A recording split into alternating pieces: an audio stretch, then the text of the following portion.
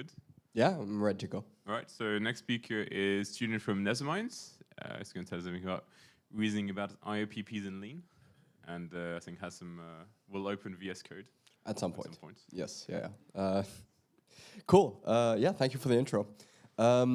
Yeah, so the first thing I'll say is that there hasn't really been coordination between people talking today, so I already have a little bit of overlap with people before me, and no doubt there'll be some overlap with the people after me. Repetition is good, there you go. But yeah, I'm gonna start off a little bit by giving sort of like an overview of what the motivation of RClib is, which to some extent Alex has already done. But essentially we're adding these ZKVMs to the Ethereum trust base because of the L1 proving transition. And so we're putting, you know, a huge amount of money, apparently $56 billion at risk, and depending on this for its security, essentially. And the goal of RClib is to provide a general basis for developing formally verified ZK protocols. And as Alex pointed out, to do this, we need like a bunch of different things, right? And so obviously we're going to be formalizing a bunch of IOPs. Some of these I'm going to be talking about a bit about today. We also obviously will want to formally be able to formally prove their security properties. We'll want to be able to formally prove the correctness of the transform, the Fiat Shamir transform / BCS transform, to convert these into actual SNOCs. And we actually want to be able to meaningfully compose these and relate them to actual real-world implementations. And so I'm also going to talk a little bit about that at a high level. So yeah, this is the overview of the talk. I'm going to start off with some background, which will be extremely boring for everyone, because I'm sure that like everyone has seen the definition of an IOP and an IOR about 30 times by now. But anyways, we're going to go over that again. But we will be melding in the lean as we go along. So hopefully that will make it a little bit more interesting. And yeah, then we'll go over some basic prerequisites, some background required for Fry.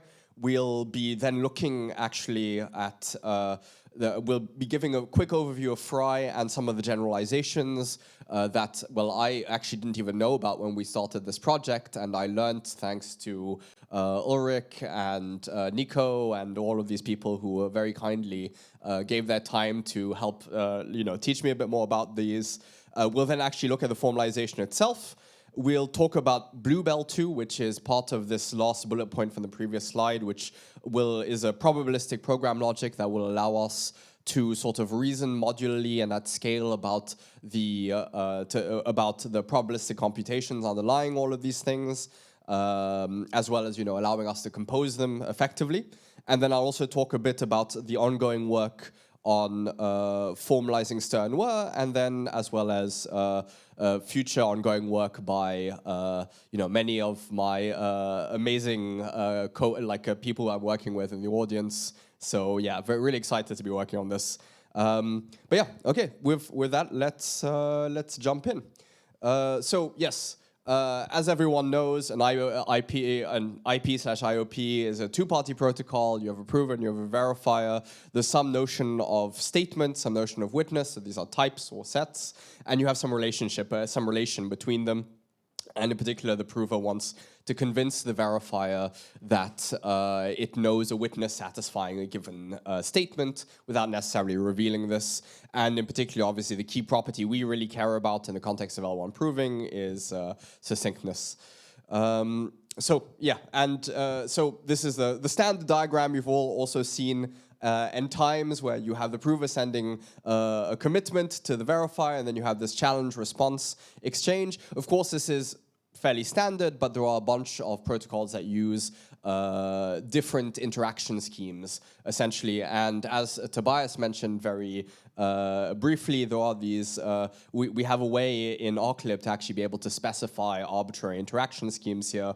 And the idea then is at the end, the verifier has some transcript verifier that either accepts, can see this whole transcript and then either accepts or rejects it. And in particular, as we note at the bottom, the challenges which are returned by the verifier are typically uniformly distributed in some type. And the difference between an interactive protocol and an interactive oracle protocol is the messages sent between the prover and the verifier need not be, can be oracles rather than just like a plain text, if you will, representation of the information. So yeah, so we start off with a little bit of Lean, and we have this protocol spec that I think Tobias looked at very briefly, right? Which define basically it's a type that takes as an argument some natural number, which is a number of steps of interaction of the protocol, and we have this direction function that for each step of the protocol tells you whether the message is going from the prover to the verifier or the verifier to the prover, and we have a type function which for each step of the function of the protocol gives you the type of the thing being exchanged, right? So that can be a polynomial, that can be an oracle, that can be really whatever you want, right? So, and then, now that we've had a very quick look at IOPs, as no doubt most of the audience knows, there is this generalization, this relaxation of the notion of an IOP that in particular allows us to actually decompose these things and then in terms of these interactive oracle reductions, and then be able to recompose the protocol in terms by well, putting the sequencing these things essentially, right? And so the way that we sort of generalize this is rather than having at the end the verifier having this sort of like function that checks the transcript, instead the prover and the verifier in some sense output a new statement and a new witness, which will have a new relationship that we want to prove between them. And in particular, you know, we want to be able to prove that if the original relation holds between the original statement and witness, then the relation after this will hold between the new statement and the new witness. And of course, the converse, which is that if if it doesn't, then it will only hold between the new statement and witness with sort of very small, with negligible probability.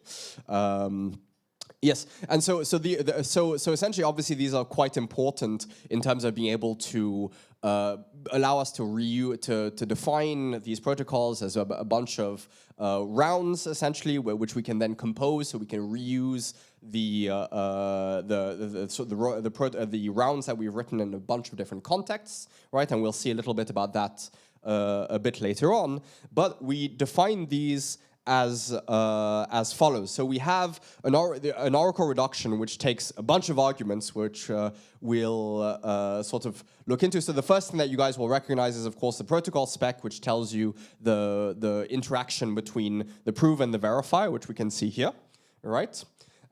We also obviously have as we said in the context of an IOR, we have a statement and a witness at the beginning, and we have a statement and witness at the end, right? So we have a statement in, a statement out, and a witness in and a witness out. And because we're in the context of an IOR, an interactive oracle reduction, we also have this oracle statement in and this oracle statement out, which is parameterized by some indexing type that allows us essentially to have multiple oracles, as a TLDR there.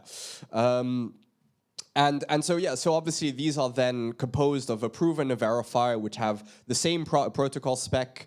You'll notice, of course, that the verifier, in contrast to the prover, is not parameterized by the witness, right, for the obvious reasons. And then these oracle provers and oracle verifiers, I actually don't give the exact definition of them, but essentially the oracle prover and oracle verifier is then defined in terms of a prover and a verifier, where the new statement in and statement out is basically just the sort of the product of the statement in and the oracle statement in some sense, right? And so then I mean, let's go for the verifier first, which is the very easy one. So it has this obviously it takes the protocol spec, the type of the statement in and the statement out.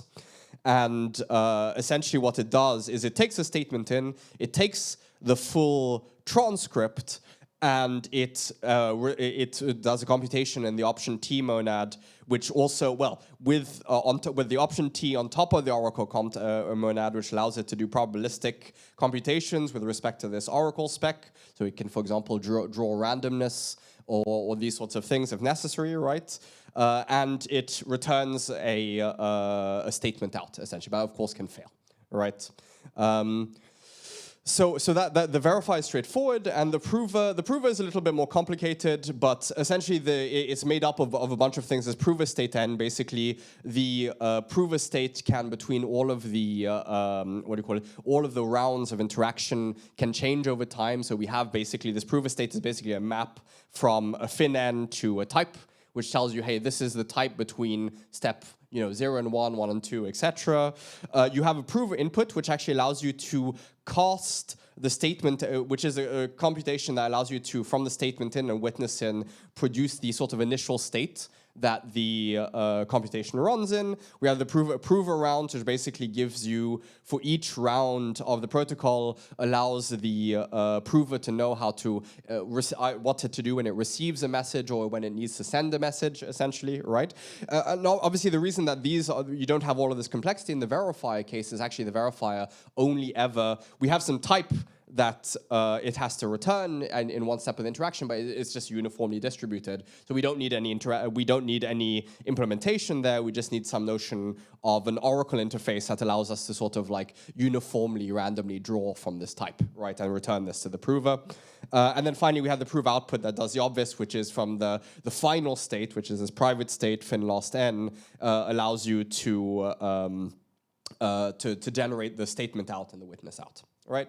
So these are this is the formalization of an IOR in Lean, which is due to, well, Kwong and Devon and a bunch of other people in the audience. And the goal, obviously, in RClib, it will be to use this basic, one of the goals, sorry, in RClib will be to build this definition, use these definitions to build various IOPs, including IOPPs. All right. Perfect. So then, of course, as we mentioned earlier, we're going to want to be able to prove the security properties on these interactive Oracle reductions. The standard ones here that you'll all be familiar with are completeness, right? Which just says that, hey, if I know for a given statement, I know a witness that actually satisfies the relation, then the honest prover will convince an honest verifier with all but probability epsilon c, the completeness error, right? And obviously we call perfect, when epsilon c is 0, we call the protocol perfectly complete. Which typically in these contexts we want because, well, liveness is important, basically.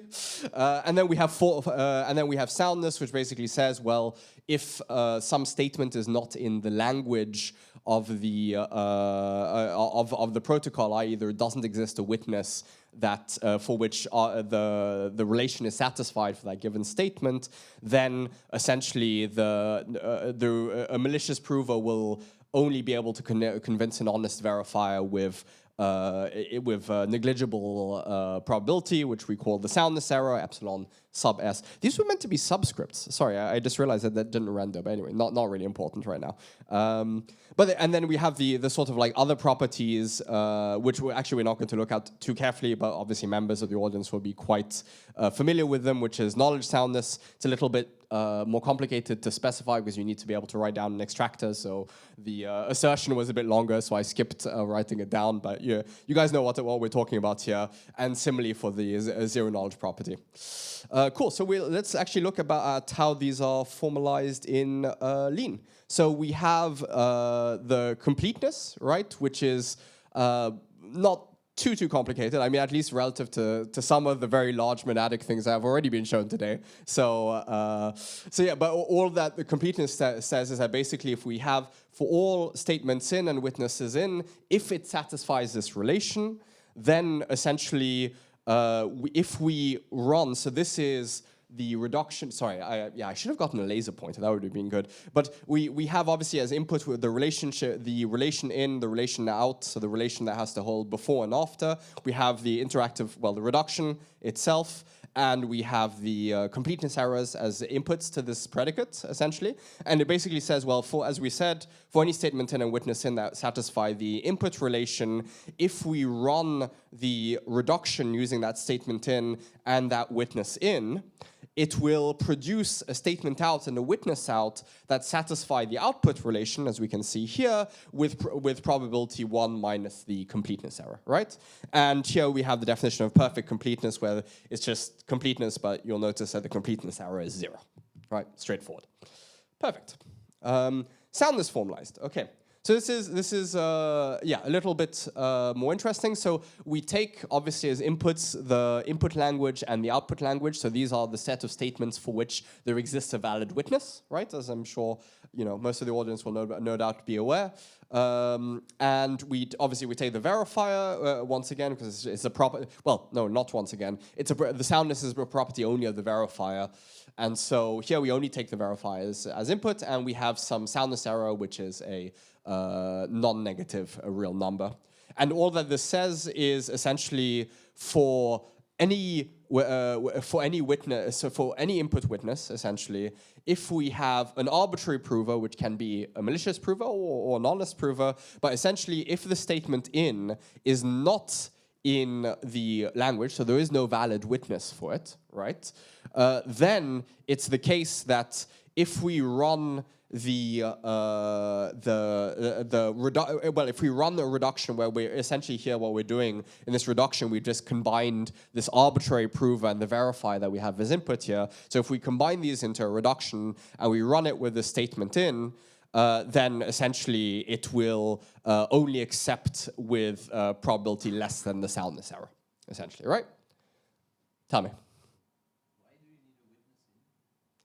Well, I mean, it's what do you call it? I mean, it's the reduction sort of require it. But yes, you're completely right. That actually, it might be nice. So the answer is the type theory, which is not a very satisfying answer, right? But you're completely right. That actually it might be because in particular here we're in some sense not modeling the fact that essentially the prover in this context is a malicious prover and so has no witness, right? However, it is the case that this witness in that we have, it's an arbitrary witness in, and because the statement in is not in the language, it's not going to be a witness that is actually going to satisfy the that is going to be in the relation for the statement.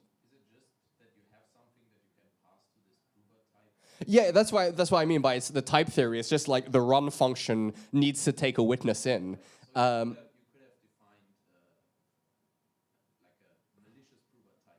Yes, yeah, 100%, 100%. So that might be a slightly cleaner way, but this is definitely equivalent, right? In the sense that we know for sure that the witness is not a valid witness, and so this has to be a malicious prover in some sense, right? It just doesn't have information to be an honest prover. Yeah, this is fine, but yeah, I agree with you that it looks a bit funny when you know the sort of like standard definition, like why is there a witness here? It's a bit weird. But yeah, maybe there's a slightly cleaner way of defining this, but at least like this, we define this in a sort of unified. I'm not sure. I'll have a think about that. But yeah, definitely some good feedback for Kwong if he's watching. So. Probably, yes. Yeah, fair point. So, okay, cool. And now I'm going to talk a little bit about before we actually jump into talking about the IOPPs. I know this talk is meant to be about IOPPs, and we're about 25 minutes in, and I've hardly mentioned IOPPs. I promise we're getting there. But I'm going to talk a tiny bit about the other ingredients. Oh, yes. Sorry, go ahead, Ryuichi.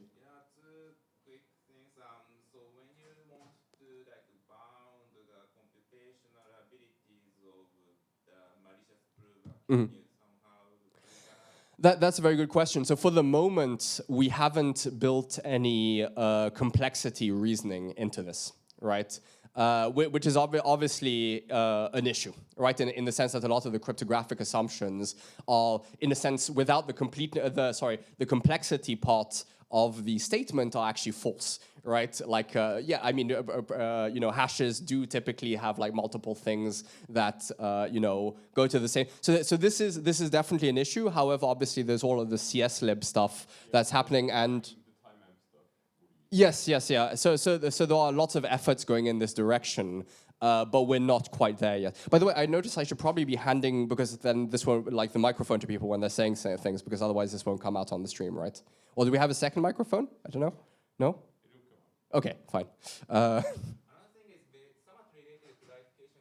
You mentioned the negligible probability, but it's not the 1 divided by any polynomial of security parameter thing. It's just some small concrete number usually. I mean, yeah. It's in VCV. Yeah. But the other thing as well, so Yes. And so the complexity stuff is what we've been able to like do without. Okay. It's mainly for Fiat Chame, we want the time M stuff. Yeah, exactly. Right. So I mean, most of the things that we formalized for the moment are just hash-based schemes, whereas Alex said, you know, the definitions and the security properties are entirely information theoretic. So I'm just repeating this so people can hear on the stream. So, cool. Okay, yes, yeah, sorry. So we were talking about the other ingredients that go into this. So obviously, we've been talking about IOPs mostly, and to be able to actually compile this to real-world protocols, like non-interactive protocols, SNOCs, we'll want the Fiat Chame/BCS transform. So there's already, what do you call it, a formalization of Fiat Chame. Actually, what state is that in? In progress. In progress. Okay, so there's an in-progress implementation. Yeah, exactly. So the Fiat Chame is in progress. Obviously, we want to be able to prove the soundness of that, and that's actually where the probabilistic program logic is going to come in, so which we're going to talk about a little bit later. The BCS transform we'll obviously want to also implement in the future, because, well, generally, obviously, here Fry is an IOP, and most of the things we're going to be talking about are IOPs, so we're going to need the BCS transform to handle that. We obviously need some, because we've been talking, as Alex said, primarily about these, what do you call it, IOPPs, IOPs today that rely on information theoretic results. So obviously there's all of this coding theory, all of these coding theory results that Katie will be talking about later today. So talking about Reed-Solomon codes, correlated agreement results, etc., etc. There's also, which Derek will be talking about. There you go. There's Derek. So Derek will be talking about later the efforts towards, well, particularly computable polynomials, but generally there'll be an effort towards having computable algebra operations. There might be some stuff on elliptic curves in the future, etc. And there, the idea is that actually we want these models to be computable, so that theoretically, I mean, two things: we can do differential testing / fuzz testing against these formal models. And also potentially, if the performance is good enough, actually run these in production, right? So there's that. And then, as I mentioned earlier, we will have this probabilistic program logic, which will allow us to reason about some of the more complex things here, where the things that will be happening here, particularly the Fiat Chame transform, BCS transform, that requires sort of complex modular reasoning about a bunch of sources of independently distributed entropy, essentially, right? And we'll be talking about that a little bit. And then, as Alex mentioned earlier, there's also all of this formalization of the MLIR, because we're hoping to eventually be able to to write in an appropriate MLIR dialect high-performance implementations of the provers, verifiers, all of the elements of these protocols, prove simulation results with the high-level models that we've been talking about today, so that we then know that these implementations have all of the key security properties that we want, and then compile these through the LLVM pipeline to then get sort of like Sorry? Okay, well, or compile them apparently straight to the GPU. I'm not following perhaps as closely as I should, apparently, the developments on the MLIR/LLVM, formally verified LLVM pipeline developments. But yeah, essentially, the idea is there to be able to actually have binaries that are generated that are formally verified end-to-end. This is the ultimate goal of this project, right? And yeah, ... there are many more things, as I mentioned, elliptic curve stuff in the future, all sorts of things all sorts of automations, more IOPs that people are working on. Chung is working on Binius. Kwong is working on... Oh, Binius is done? Okay, Binius is done. My bad. Okay, there you go. Nice. My bad. Some check. Kwong is working on potentially done. I think that one isn't done, actually, right? Actually, Spartan is pretty much done. Okay, so Spartan is pretty much. Oh, there you go. Okay, fair enough. As of this morning, I only checked in the main branch in my defense. So there you go. So perhaps I should have been looking at active PRs a little bit more. But anyways, such is life. Perfect. Okay, so those are the other ingredients that people are working on that will sort of go around this to be able to reach this ultimate goal of having end-to-end, formally verified implementations of these protocols. Perfect. Okay, so now you'll notice that there's a very sudden change in the style of the slides. And this is because it became very, very difficult. I spent like several hours last night at about 2 o'clock in the morning trying to convert all of this into the sort of like PowerPoint format from my original LaTeX slides. And I eventually gave up. And so for the next couple of slides, we're going to have like cutout images from Beamer. And I apologize, I'm just an old man. This is what I know how to use. And you're just going to have to live with it, okay? So there you go. Super. Okay, so I'm going to go over a bunch of basic definitions. We're just going to quickly go to like what even is an IOPP. Most people in the room will probably be familiar, but just in case not, we'll go over that. So yeah, firstly, we have some notion of a code, which is literally we have some, a code has a sort of length, which we call n, so natural number, and we have an alphabet for it, which is typically called sigma, and we say that the code is basically some arbitrary subset of sigma to the n, all right? And we call the elements of C code words, and we call elements of sigma to the n, which are not necessarily in C, just words, all right? Then we have linear codes, which are basically just like linear subspaces. So they're basically just like generated by they're like basically a vector space basically generated by some linear transformation, i.e. some matrix on Fn. Right, and so Reed-Solomon codes in particular are instances of these. We're about to see a little bit more about this in a second. We have some notion of Hamming distance, which all of you will be once again bored to death with seeing the definition of, which is essentially in 2 words, what are the number of points in the word at which they differ, and we obviously also have the distance between a word and the code, which is the minimum distance between any element of the code and that word. And essentially, IOPPs are just IOPs that prove that some word that you've committed to is close to the code. All right, perfect. Okay, so then obviously Fry is, which is the main IOP that we're going to be talking about, although as I said, we're going to be talking a little bit about Sternway at the end, is an IOPP for Reed-Solomon codes, which are simply a code which corresponds to the evaluations of a polynomial on some domain, right?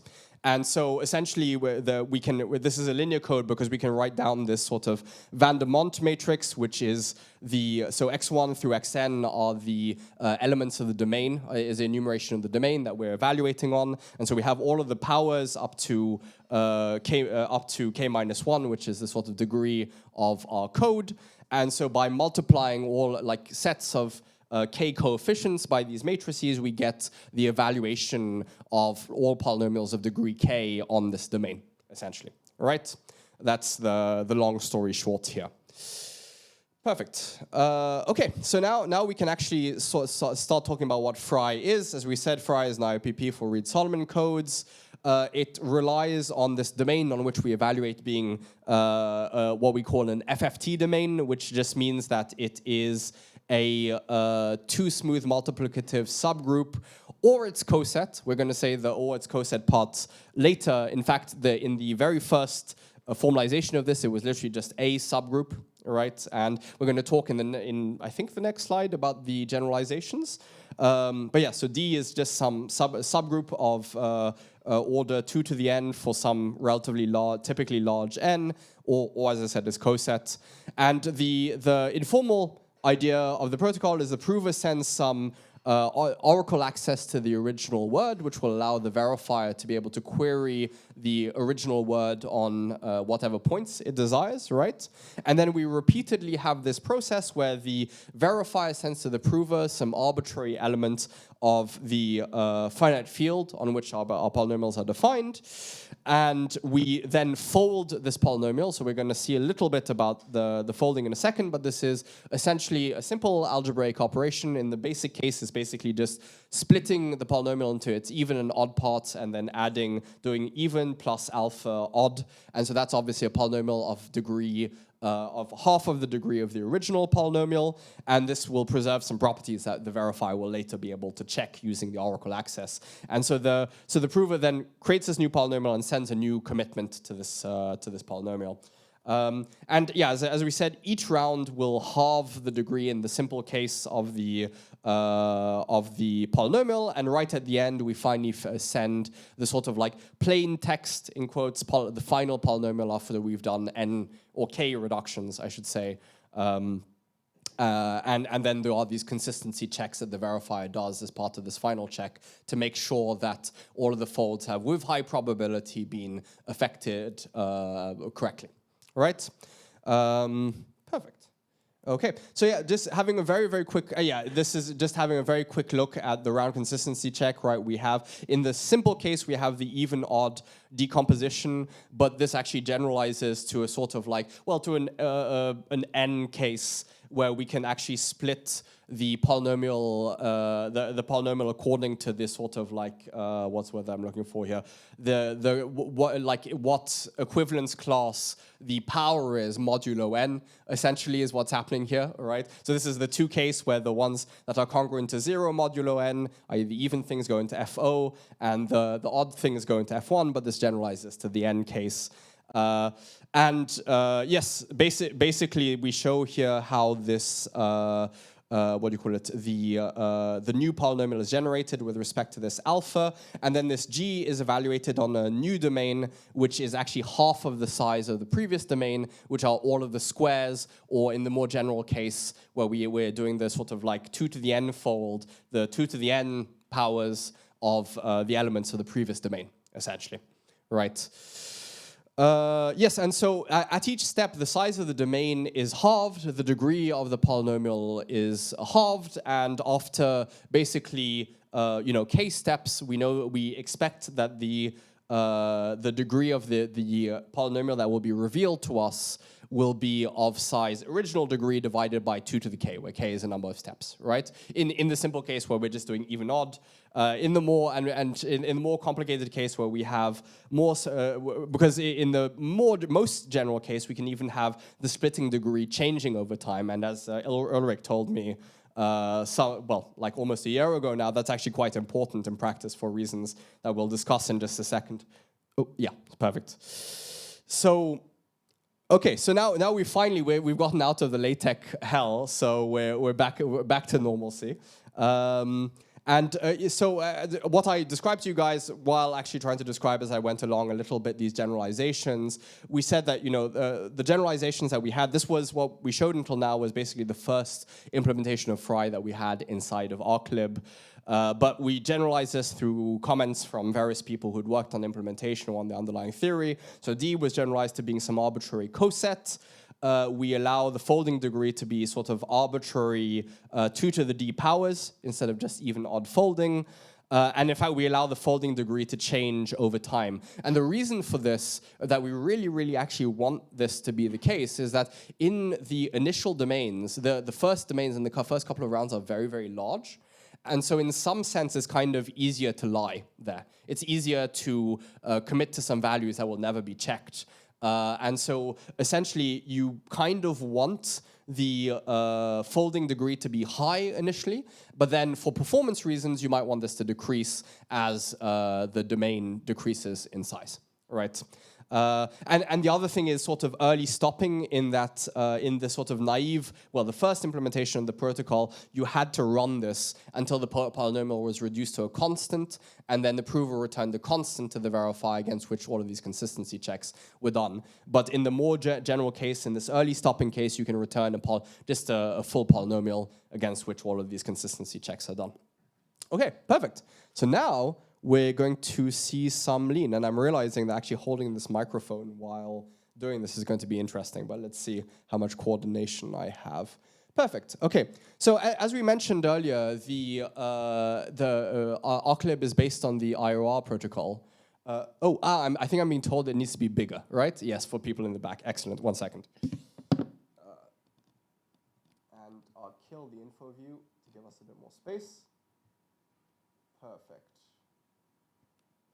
Okay, I'm back. Hopefully this is legible for everyone now. Excellent. I'm getting a thumbs up from the back. Perfect. Yes. So as we mentioned earlier, we're going to Arclib uses this IOR framework. So we're going to want to be able to specify Fry as a bunch of different rounds. So we're going to write the the individual reductions as a round, right? That sort of does the polynomial folding. We're going to write the final round as a that returns, rather than actually returning the a commitment to the polynomial, actually returns the polynomial in plain text. We're going to write that as another round, and then finally we have actually a third round that does the final consistency checks, right? But first, let's go over very quickly the parameters of this whole formalization, right? So we have some type, which is a non-binary field, is finite, and has some notion of decidable equality on it, which we're going to need for computability. Noting, by the way, that actually this is now a computable definition as of only literally yesterday. Thank you for merging that so quickly, Alex. So now we actually are using the computable or polynomial work, which allows us to actually run this in practice. Then we have n, which will be the first we have k, which is the number of rounds that we'll have. We have n, where 2 to the n is the claimed initial degree bound. So we're saying that initially the initial claim is that the initial commitment is to a polynomial of degree less than 2n. We have k, as I said, which is the number of rounds. We have s, which for each, oh god, sorry, this is not, okay, great, amazing, thank you, VS Code. We have s, which for each round tells us essentially the folding degree, right? So 2 to the power of that number is going to be the sort of folding degree that we mentioned. And we have d, which is sort of the bound on the degree of the polynomial that is returned in the final round, essentially, right? And so the first thing is we have this domain size condition that says that actually 2 to the n has to be greater than or equal to the sort of, so this sum here, 2 to the power of this sum here is the decrease in degree due to all of the folding rounds, right? And then we multiply this by the final claimed degree, and that has to be obviously smaller than or equal to the initially claimed degree, right? And then we just have this I here, which says that we're in the ith round. Long story short. Yes, and very importantly, we have this omega, which is the left multiplicand of our coset, right? Perfect, cool. Okay, so now that we've gone that, so now we're going to formalize all of these, the statement, the oracle statement, and the witness for Fry, right? So the statement is kind of, in quotes, obvious. It's for each round that's happened until now, so we're the ith round. We know we have some field element, which is the alpha that was returned in the the transcript in that round, right? We have the final statement is just the same thing as the statement, but for this last round that returns the polynomial in plain text. So don't worry too much about this for the moment. The oracle statements basically give us for each one of the previous rounds, right?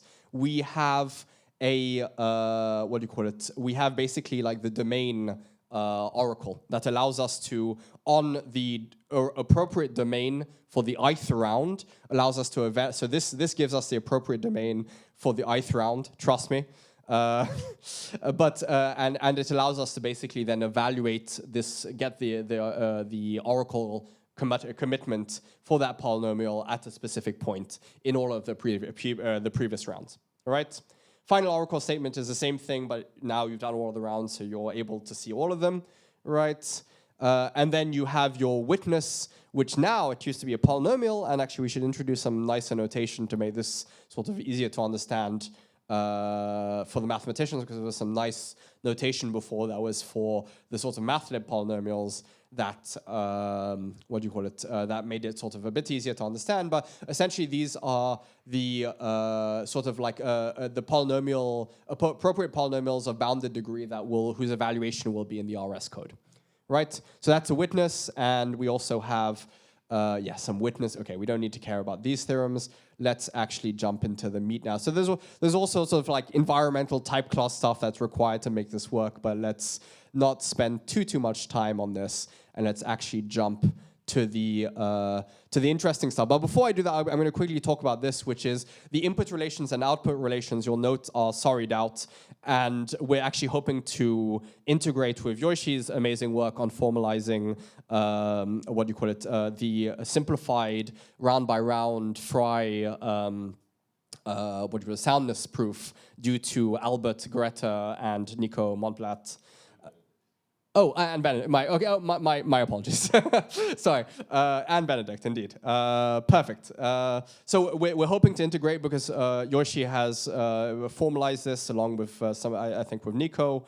And so we're hoping to formalize to integrate this rather into our clip, so we have basically this. So we'll be able to actually have the soundness result for our Frey model here. And the expectation, I think, is that that won't be too hard, although we'll see what happens in practice, as always.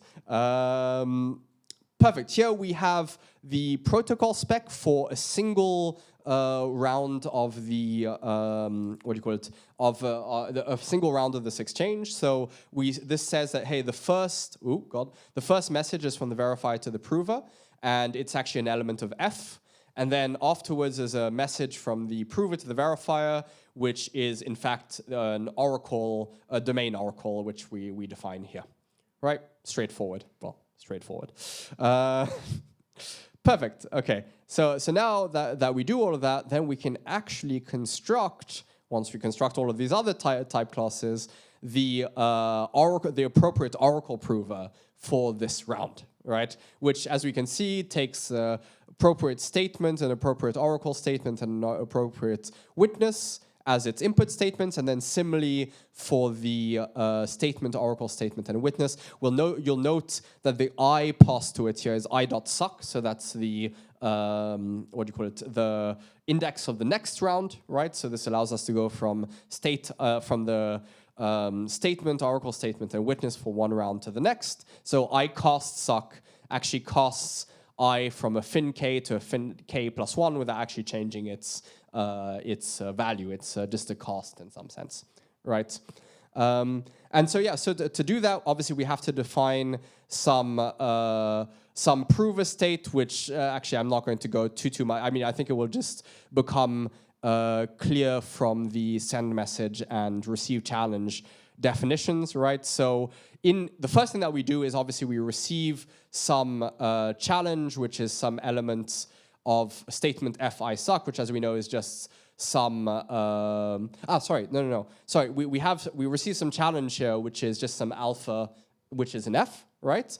And what we do is we append that alpha to the set of challenges that we've had until now. So basically what this means is we update our statement, which keeps track of all of these previous alphas, right? And also we actually fold our polynomial using the cpolyfold. And in particular, we take the previous polynomial, which is of bounded degree, and we do a 2 to the si fold with respect to alpha. Right, and this witness lift theorem basically just says that this thing is of appropriate degree, actually, because these witnesses, the witness types are just polynomials of bounded degree, as we saw.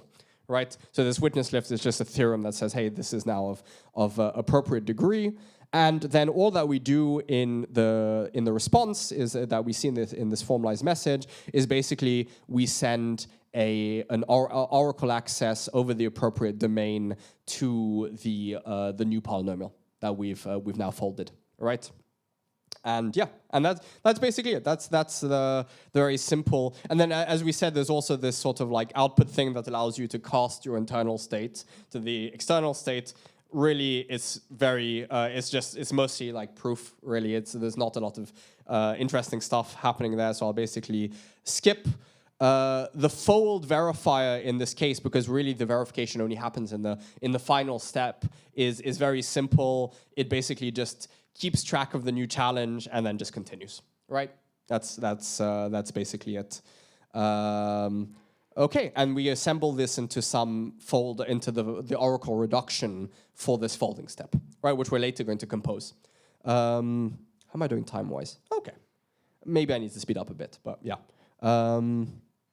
Then we have this final fold phase where we said rather than returning the, rather than returning an oracle commitment, domain oracle for the polynomial that we folded, we're actually going to return the polynomial. So it's going to be incredibly similar, except there's going to be a little bit of type difference to show that this is not an oracle, this is actually the full polynomial we're sending, right? And yeah. Once again, we have an input and output relation, which we're going to be integrating, hopefully very soon. We have another p-spec, which once again, the verifier sends to the prover an f, but now the prover sends to the verifier a full polynomial rather than this domain oracle, right? So okay, scroll through, all extremely similar, right? Where once again, the challenge does the appropriate fold, and then sends back, now rather than sending back this oracle, it actually just sends back the full polynomial, right? That's just it.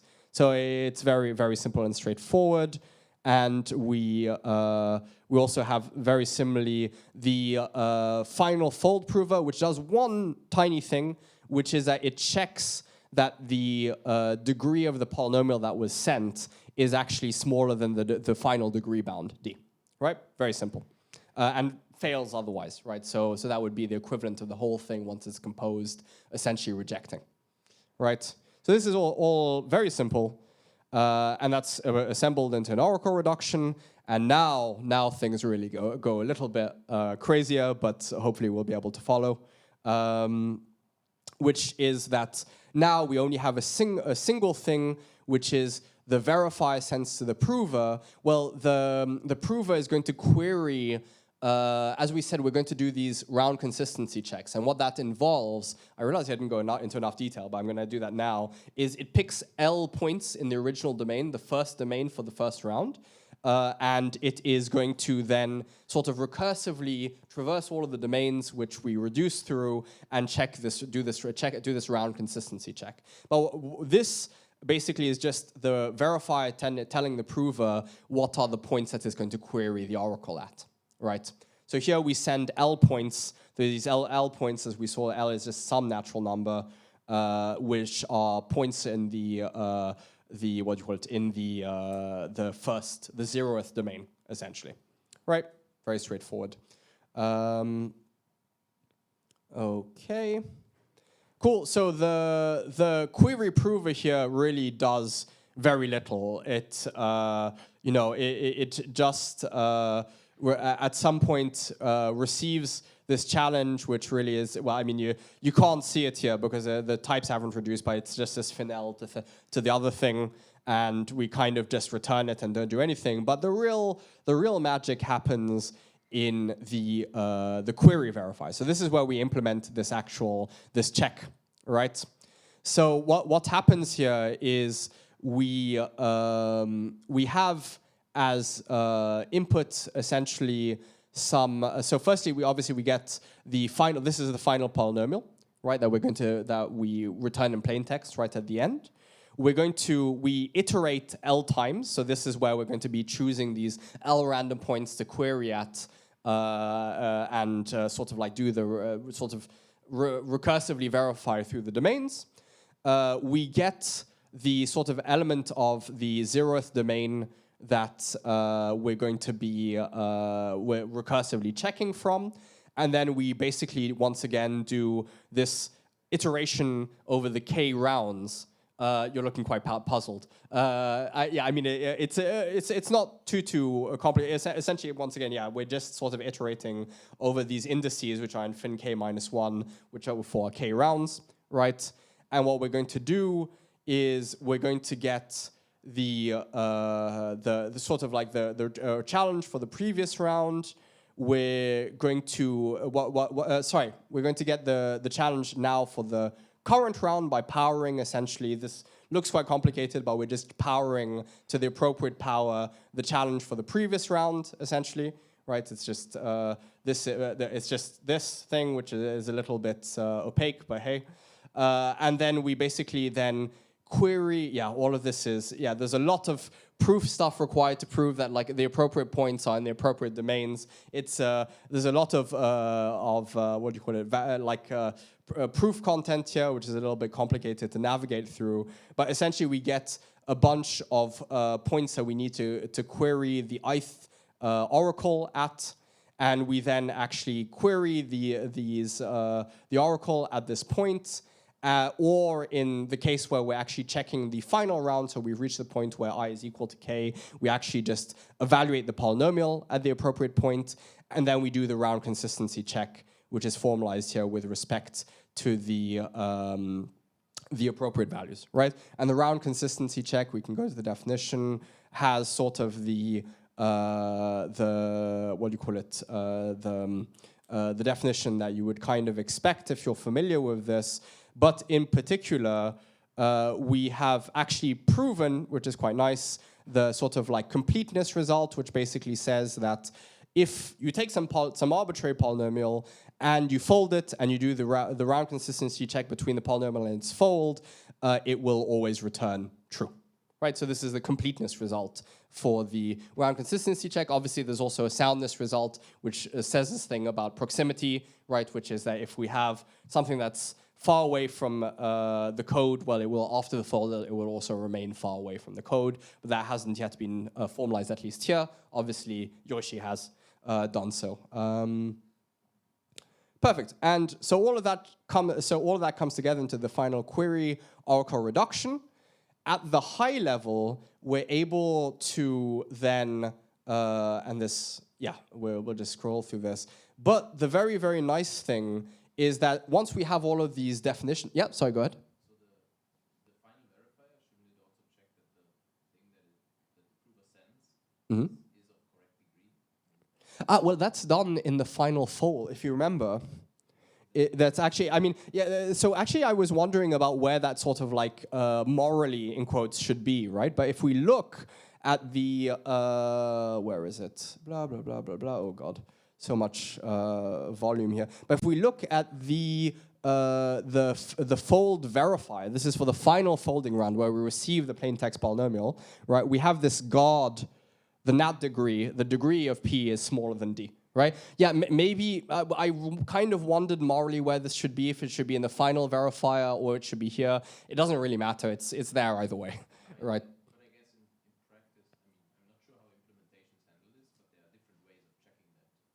Okay.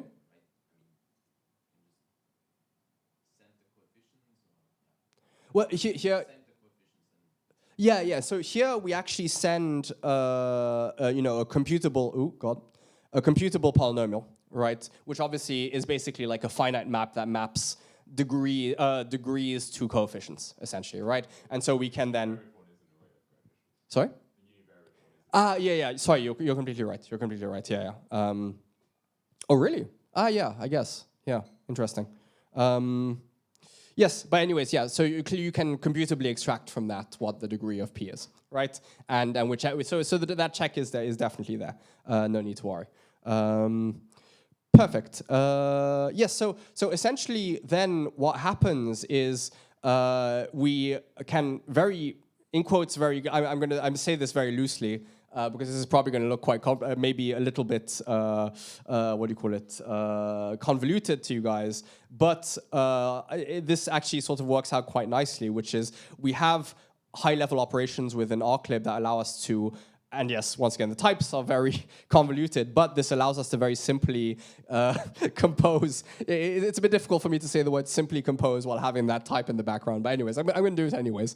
But it allows us to simply compose these oracle reductions together. So basically what we can do here is we compose all of, so this thing allows us to sort of compose together all of the oracle rounds, which we then also compose with the final oracle round to get all of the fold rounds together into one big thing, right? And we just compose this into the reduction fold, and then the final Frye reduction composes that with the query oracle reduction that actually does the round consistency checks. And that formalizes the whole Frye protocol very easily.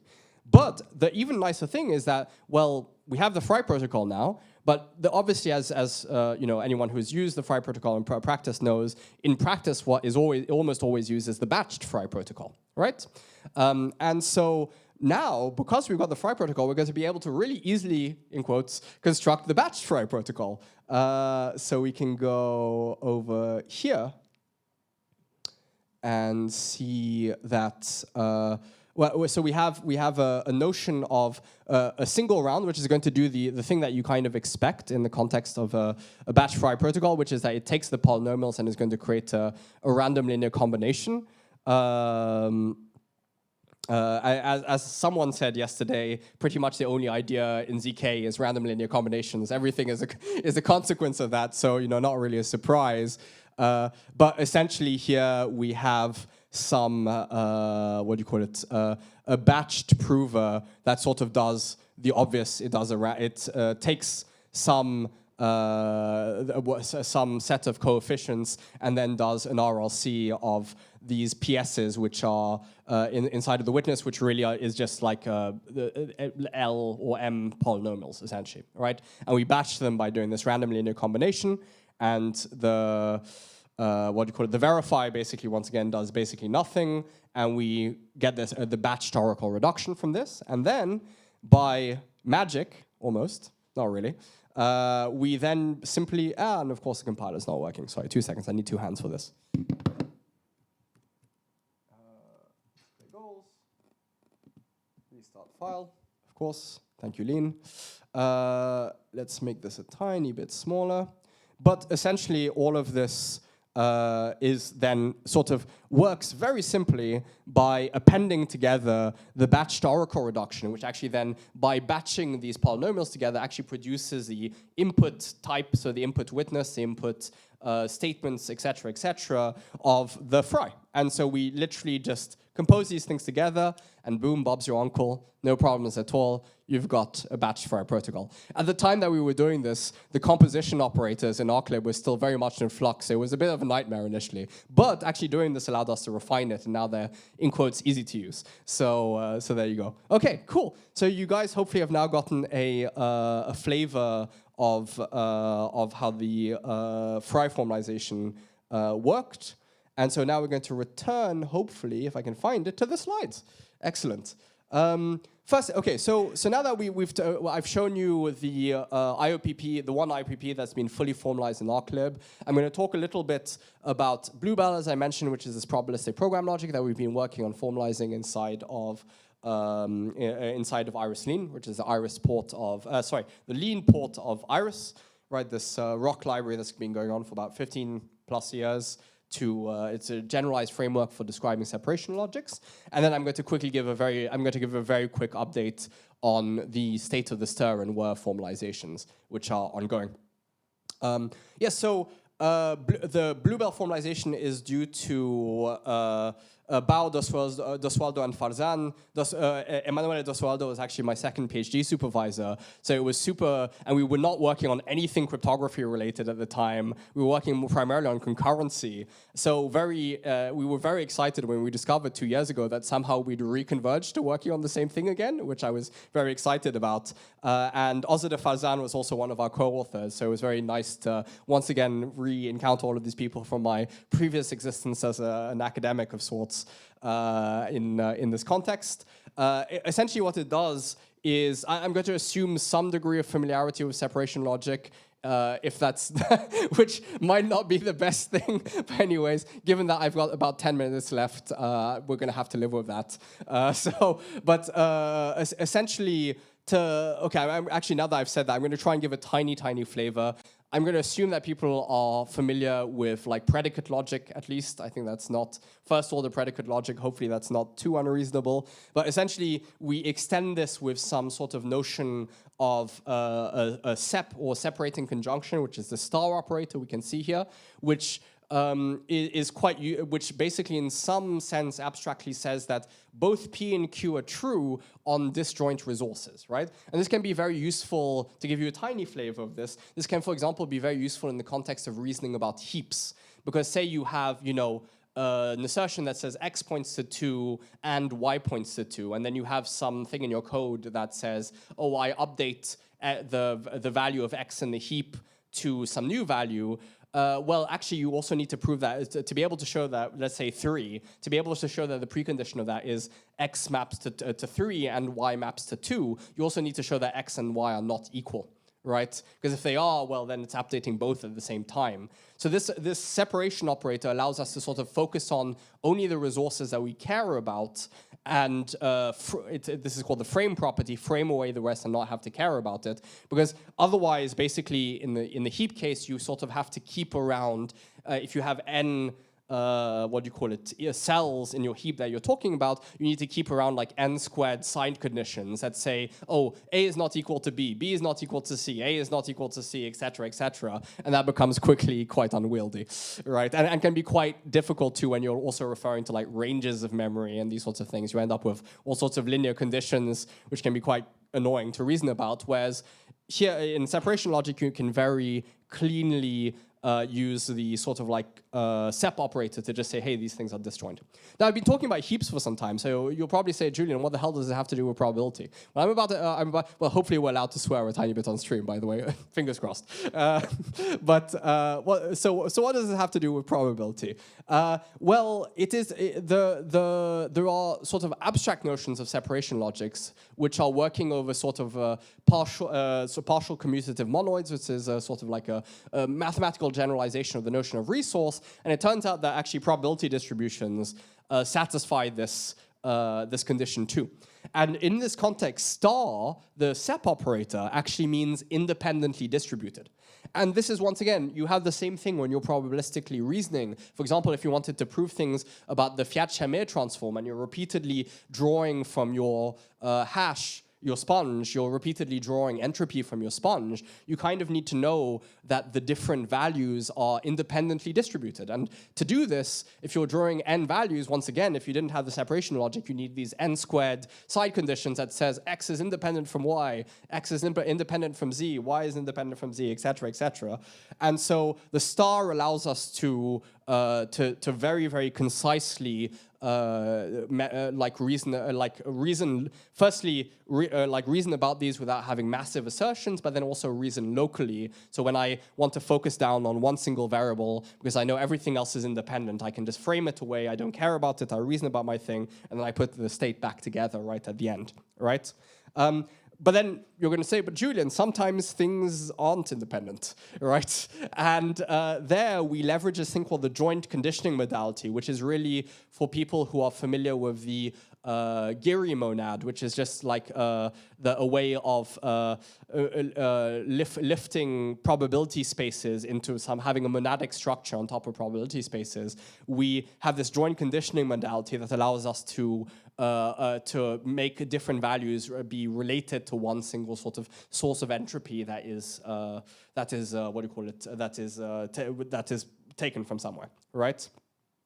And so this will allow us to hopefully reason about these sorts of complex probabilistic computations in a sort of modular and scalable way, perhaps even be used to reason potentially about the compositions of IOPPs and these sorts of things.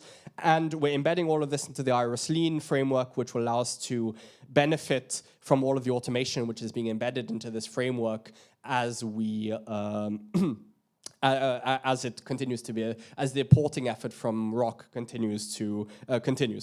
And the status is that basically the Iris-Lean framework gives you the setup where you just need to give it a model, prove that this model is this PCM, satisfies these conditions which are required for separation logic, and then, oh, magic, you have a separation logic. You will know that your star operator is commutative, you have all of the basic like predicate logic operators that you have, and all of this comes from just proving that your thing is a PCM. So we've proved that the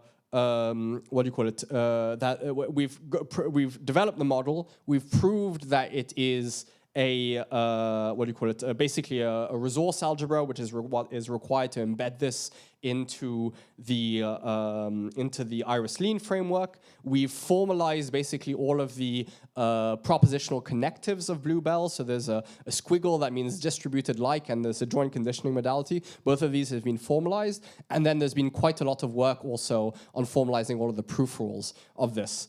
And to just, okay, I'm running very low on time, but very quickly, you can see, there's this embedding, which proves all of the properties that you need for this. It's quite long, I know.